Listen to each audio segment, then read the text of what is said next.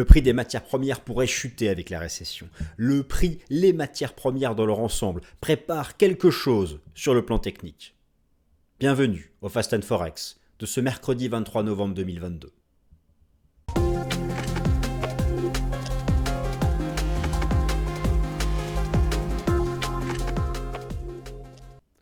Alors chers amis, bienvenue, je suis très content de vous retrouver ce mercredi. Les matières premières préparent quelque chose. Indique-t-elle déjà que nous sommes en récession? D'ailleurs, le prix des matières premières, le prix de l'énergie depuis 3 mois se replie. Qu'y a-t-il de plus sensible à l'activité économique réelle que le prix des matières premières et d'une sélection de bonnes matières premières, le pétrole, le gaz naturel, le cuivre, l'aluminium, certaines matières premières agricoles, elles sont déjà en repli. Alors, à un moment où on s'interroge sur savoir si, à horizon 12 mois, une vraie récession va arriver en Occident, pour certains, elle a déjà commencé, à peu de choses près.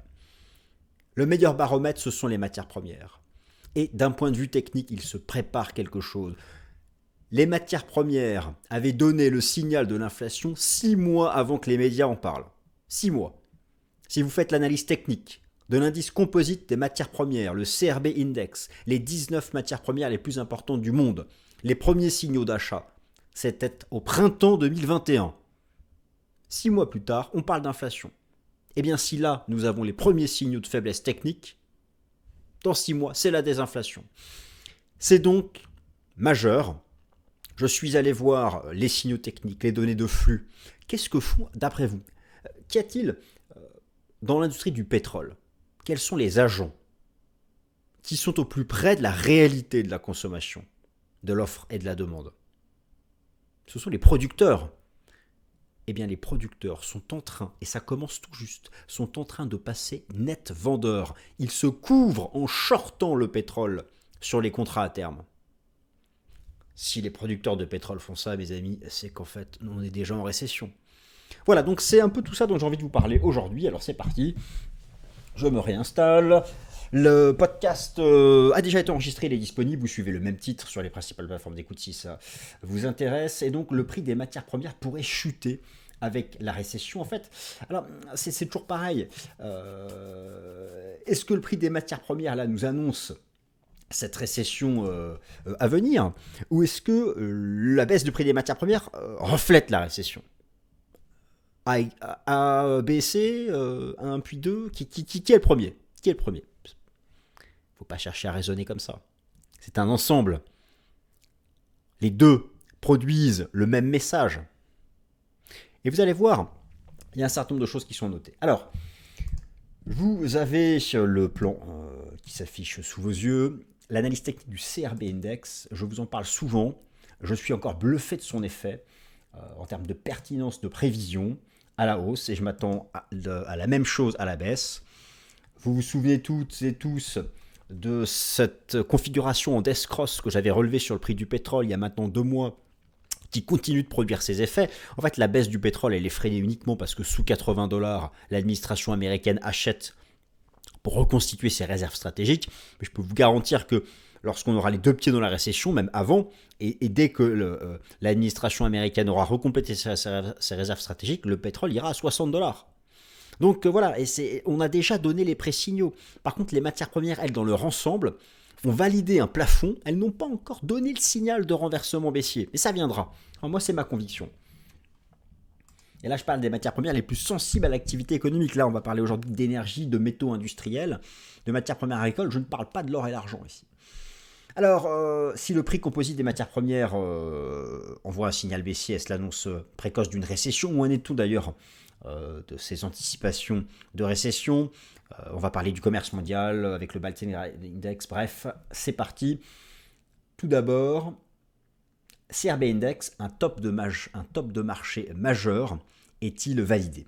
Alors, le CRB Index, c'est un indice composite qui rassemble 19 matières premières. Je vous en ai déjà parlé assez souvent. Je vous remontre la façon dont il est calculé. Et je pense que oui, nous sommes dans une phase de distribution de long terme qui fait exactement, vous avez tout le détail. Alors, regardez bien, je vous ai mis tout le détail en bas à droite. En bas à droite, ici, de l'écran, je vais vous le remettre dans un instant. Vous avez la composition des 19 matières premières de cet indice sur lequel on peut faire l'analyse technique, sur lequel les professionnels font de l'analyse technique. Le CRB Index en salle de marché et les traders matières premières, tout le monde le suit. Et donc, il produit des effets fantastiques. On va reprendre, vous allez voir les effets haussiers post-Covid, etc.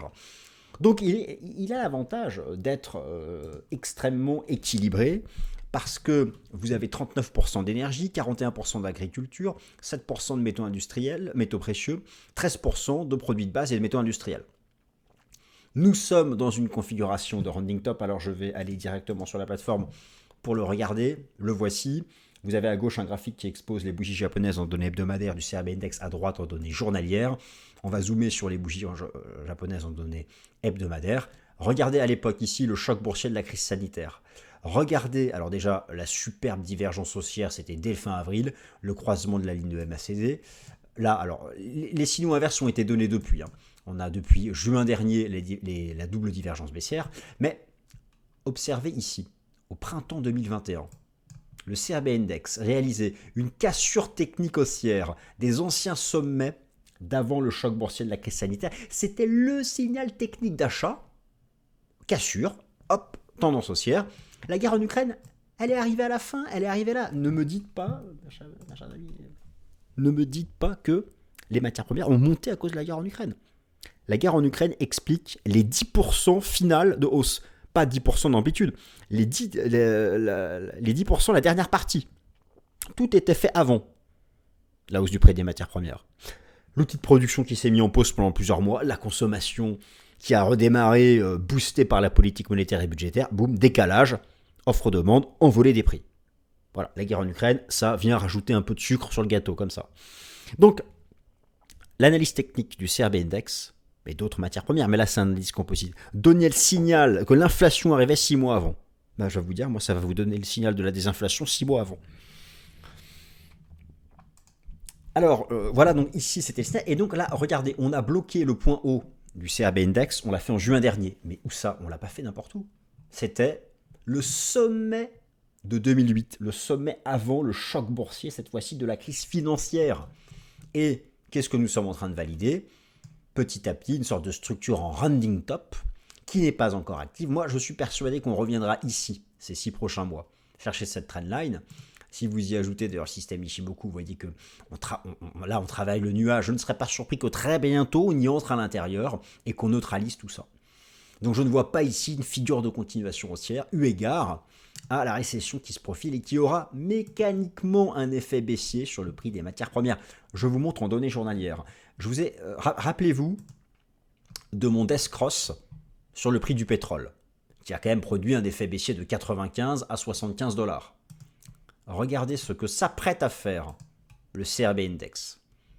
Vous aviez ici le desk cross de la crise sanitaire, le golden cross des vaccins, et là, nous sommes tout proches d'un desk cross, le basculement de la moyenne mobile simple à 50 jours sous la moyenne mobile simple à 200 jours.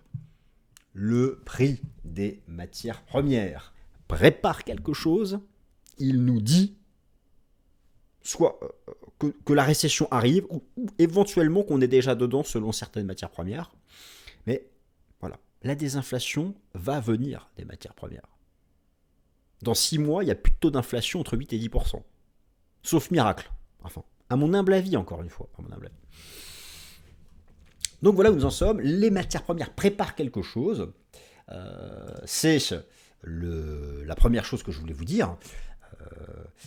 Et c'est très bien et très visible dans cet indice composite de matières premières. Maintenant, la meilleure façon de voir que quelque chose se prépare sur le plan technique et sur le plan des prix, c'est de regarder ce qu'au font les agents économiques clés. Les agents économiques clés. On va prendre le pétrole, qui est quand même l'énergie la plus sensible à l'activité économique réelle. Vous avez aux États-Unis, vous avez chaque semaine le rapport Commitment of Traders qui vous donne, pour une sélection d'actifs les plus importants du monde, les positions de trading de catégories de traders. Pour les matières premières, vous avez les chiffres pour les producteurs. Je suis allé vous chercher les données à jour de ce que font les producteurs de pétrole sur les marchés à terme. Ils viennent de passer net vendeur. Les positions short viennent de dépasser les positions longues. Ils se couvrent contre la baisse du prix. Ils anticipent la récession. qui est plus pertinent qu'eux. En tout cas, ils font partie des plus pertinents. Alors, je vous montre les datas. Voici l'histogramme en question. Maintenant, pour y accéder en temps réel, je suis ici sur le site de la bourse de Chicago. Je suis allé chercher ici donc énergie, pétrole, WTI. Ici, vous avez les catégories de traders, producer, swap dealer, money manager, les other reportables. Je prends les producteurs. Je me suis mis sur 1 an et regardez, la position nette, la ligne jaune est en chute libre et la semaine prochaine, les positions short croisent à la hausse les positions longues.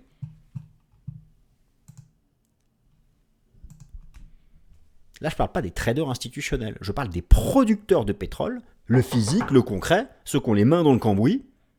Ils se couvrent contre la baisse du prix du pétrole. Ils anticipent la récession. Le prix des matières premières prépare de quelque chose qui sera baissier, à mon humble avis. Pour 2023, certainement, mais en tout cas là pour les tout prochains mois. Et les matières premières les plus sensibles à l'activité économique. Alors bon, justement, cette probabilité de récession, il y a plusieurs façons c'est pas le sujet que je vais aborder ici. Je vais l'aborder beaucoup plus en détail dans le prochain Top Gun, qui aura lieu la semaine prochaine. Vous savez, le Top Gun, l'émission du lundi. Quelle est la probabilité actuelle d'une récession économique occidentale ? Déjà, première chose, pour certains, nous y sommes déjà en récession. Et il est bien possible que ces fameux certains aient bien raison. Vous avez sous les yeux, je vais montrer ça en temps réel sur TradingView, vous avez la performance ici. Donc j'ai mis le pétrole anglais, le Brent, le pétrole US et le gaz naturel européen. Je clique sur 3 mois, ici, 6 mois, 3 mois. Regardez la performance des énergies depuis 3 mois. Moins 10% pour le prix du pétrole, moins 24% pour le gaz naturel. Pour certains, ça c'est l'indication que nous avons déjà un pied en récession. Et ça ne se voit pas encore dans les taux d'inflation, car il a fallu beaucoup de temps pour que la hausse du prix des matières premières se transforme en inflation généralisée. Il va falloir du temps pour que la baisse du prix des matières premières se transforme en désinflation généralisée. Donc, selon cette approche-là, oui, nous serions déjà en récession. Je vais vous montrer ce qui s'était passé lors de la dernière grande récession. On va pas prendre celle du Covid, mais on va prendre celle de la crise financière de 2008. Je ne sais pas si vous l'avez encore à l'esprit, mais que s'était-il passé sur le prix du pétrole ? Regardez-moi ça. La chute verticale, voilà. La récession de la crise financière. On est passé de $140 à $40 en 1 an. Voilà. Voilà l'impact d'une récession sur le prix des matières premières. Je ne dis pas qu'on va vivre ça, mais on va bientôt vivre au moins la moitié de ça. Le prix des matières premières par quelque chose, il chutera. Dès lors que va se confirmer la récession réelle. Et là, c'était la chute du prix du pétrole au moment de la récession provoquée, cette fois-ci, de la crise sanitaire, avec les économies mises volontairement en off. Et voilà. Donc, la guerre en Ukraine est arrivée ici, sur le prix du pétrole, et son effet aussi n'a pas été bien long. Donc moi, ma conviction d'ailleurs, alors je vous remontre sur le prix du pétrole la Death Cross, Golden Cross, la Death Cross. Moi, ma conviction, c'est que une fois qu'il n'y aura plus les États-Unis en acheteurs, parce que vous savez que les États-Unis sous $80 ici reconstituent leurs réserves stratégiques, dès qu'elles seront reconstituées, je ne serai pas surpris que le marché se dirige en direction des $66 qui correspondent en fait à l'ancien record avant le choc boursier ici de la crise sanitaire. Alors, sommes-nous en récession ? Allons-nous être en récession ? La probabilité d'une récession US, c'est 12 prochains mois. Il y a plein de façons de le faire et j'ai prévu dans le prochain Top Gun de vous faire la synthèse de tous ces indicateurs qu'anticipent les récessions. Mais concrètement, lorsque vous regardez les sondages réalisés par les instituts de recherche économique les plus respectés aux États-Unis, entre 70 et 95% des sondés disent qu'il y aura une récession à horizon 12 mois. Là, on sonde des agents économiques, des économistes. Pour d'autres modèles, nous n'y sommes pas car le marché du travail américain est encore solide. Mais du coup, ces modèles nous diront qu'on y sera déjà. Les sondages, eux, cherchent à se projeter. Les PMI de Markit aussi sont déjà en phase de contraction. L'inversion de la courbe des taux. Depuis 40 ans, l'inversion de la courbe des taux a prévu les 7 récessions. Toutes. Je voulais que je vous remonte tout de suite l'inversion de la courbe des taux. Je vous remonte immédiatement l'inversion de la courbe des taux. Voilà. Regardez l'excès. Là, vous avez le 2 ans, le 30 ans, le 10 ans. Le 2 ans est au-dessus des taux à long terme, ce qui n'a pas, c'est une aberration. Le spread, la différence entre le 10 ans et le 2 ans, vient de casser son support historique. Historique. Jamais le 2 ans n'a été autant plus élevé que les taux à long terme. C'est la garantie d'une récession. Les matières premières ont maintenant devant elles un potentiel de baisse, pour celles les plus liées à l'activité économique cyclique et industrielle, en particulier le prix du pétrole, mais aussi des métaux industriels et certaines matières premières agricoles. Alors j'y viens d'ailleurs. Je vous propose maintenant une sélection de ce que j'estime être ces matières premières les plus sensibles. On va regarder le prix du bois. Alors pourquoi le bois ? Le bois est un bon baromètre du secteur immobilier aux États-Unis, l'immobilier résidentiel pour les maisons. L'aluminium, c'est vraiment un bon baromètre de l'industrie allemande. Et vous allez voir que c'est en chute libre. Et le cuivre, un bon baromètre de l'activité manufacturière chinoise. Tout d'abord, l'aluminium européen. Depuis l'été dernier, la chute libre. Le couteau qui tombe. Fin de l'histoire. L'Allemagne est en récession, ça ne fait aucun doute. Le cuivre a validé une pattern baissière en cassant le support des 4,11. Il a rebondi à court terme au-dessus des 3,30, qui était, regardez, cette superbe cassure technique haussière de novembre 2020. C'était l'annonce des vaccins. Mais il est encore en correction tant qu'il est sous 4,11. Le bois de construction aux États-Unis, depuis les poussées post-Covid avec le soutien budgétaire, on est même revenu sous le niveau d'avant le choc boursier de la crise sanitaire.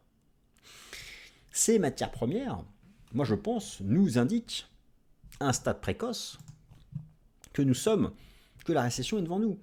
Et d'ailleurs, c'est pour cette raison que j'attire votre attention sur le fait que en 2022, au sein des grands secteurs du marché action, le secteur de l'énergie a surperformé. Je pense que c'est terminé. Je vais vous remontrer ici le classement des 11 super secteurs qui rassemblent les actions du S&P 500. Donc les 500 actions du S&P 500 sont rassemblées au sein de ces 11 super secteurs. Vous avez ici leur performance year to date, en annuel. Le seul secteur en hausse, c'est le secteur de l'énergie aux États-Unis. Les secteurs défensifs sont en petite baisse, mais le seul secteur en hausse, c'est l'énergie. Eu égard au fait que la récession est devant nous et que le prix des matières premières nous prépare quelque chose sur le plan technique, ça ne sera pas le cas en 2023. Et en plus de ce que je vous ai montré sur l'analyse technique des matières premières, j'ai trouvé une résistance majeure énorme sur le secteur SP500 énergie. Ça fait trop d'indices, trop de preuves. Le prix des matières premières prépare quelque chose de baissier à horizon ces prochains mois. Je vous le montre tout de suite. Voilà le graphique du S&P 500 énergie. On est sous le plus haut historique, le niveau de 2014, de 2008. On arrive dans la grosse zone pour laquelle, moi, eu égard, ça va bientôt diverger, j'anticipe un renversement baissier, eu égard à la récession. Dernier élément qui va dans le sens de cette baisse du prix des matières premières, les signaux de contraction que donne le Baltic Dry Index. Alors, le Baltic Dry Index, c'est coté tous les jours au Baltic Exchange à Londres. C'est un indice qui mesure le coût du fret maritime. Le fret maritime pour les matières premières à travers les cargos, les supercargos de différentes tailles. J'ai regardé pour les supercargos de 150 000 tonnes. Ça chute depuis 2 mois. Et on va bientôt recasser à la baisse un niveau de décrochage baissier de la crise sanitaire. Ça montre bien que ça ralentit en Asie. C'est un indicateur précoce aussi de la baisse du prix des matières premières, cette baisse du coût du fret. Je vais vous montrer ça. Donc ici, je vous ai mis les infos concernant le Baltic Dry Index. 6e mois consécutif de repli. Le voici, le Baltic Dry Index. On est à 2 doigts de casser cet énorme support horizontal qui était, regardez, novembre 2019, janvier 2020, le seuil de décrochage lorsque le Covid est arrivé en Occident. On va casser ça, on va revenir chercher les plus bas, c'est l'indice de récession, les prix des matières premières. Ici, c'est le coût du fret maritime des matières premières. Et donc, je suis persuadé que le prix des matières premières nous prépare quelque chose de baissier. En tout cas, pour celles qui sont le plus liées à l'activité économique industrielle, les métaux industriels et l'énergie. Pour les métaux précieux, c'est autre chose que je vous ai expliqué dans une autre vidéo. Et j'aurai donc le plaisir d'actualiser tout ça chaque mercredi. J'espère que ça vous a plu. Merci à toutes et à tous. N'hésitez pas à vous abonner. Et puis, à la semaine prochaine. Merci.